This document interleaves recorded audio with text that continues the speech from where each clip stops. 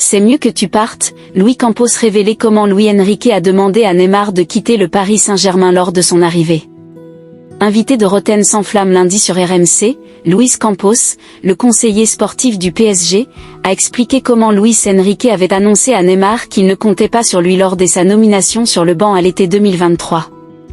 Un choix radical et pleinement assumé. En acceptant de s'installer sur le banc du PSG en juillet 2023, Luis Enrique a imposé certaines conditions à ses dirigeants et notamment celle de voir partir Neymar, qu'il avait déjà eu sous ses ordres au FC Barcelone. Le coach espagnol s'est alors entretenu personnellement avec la star brésilienne pour lui demander de se trouver un autre challenge. Invité de Rotten sans flamme lundi sur RMC, Luis Campos, le conseiller sportif du PSG, a révélé comment l'entraîneur asturien a procédé pour gérer la situation. C'est Luis Enrique qui s'est mis à la table et qui a dit à Neymar, « C'est bien que tu partes. » Il lui a dit face à face.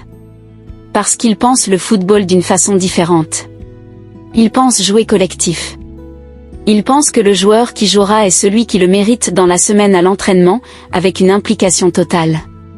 C'est ce qu'il cherche et c'est ce qu'on lui a donné. Neymar enchaîne les blessures depuis son départ du Paris Saint-Germain. Poussé vers la sortie par son ancien coach au FC Barcelone, Neymar a alors été transféré dans la foulée à Al Hilal, en Arabie Saoudite, pour 90 millions d'euros.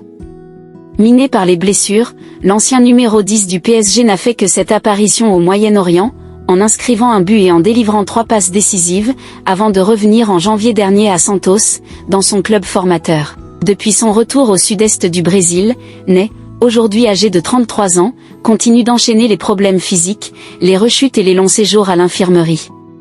De son côté, Luis Enrique vient de boucler une saison inoubliable avec Paris, en façonnant un collectif séduisant, sans véritable superstar. Sous son management, les coéquipiers d'Ousmane Dembélé ont réalisé un quadruplé historique en remportant la Ligue des Champions, la Ligue 1, la Coupe de France et le Trophée des Champions, avant d'atteindre la finale de la Coupe du Monde des clubs, défaite 3-0 contre Chelsea, et de battre Tottenham lors de la Supercoupe d'Europe, 2-2, 4 tables à 3.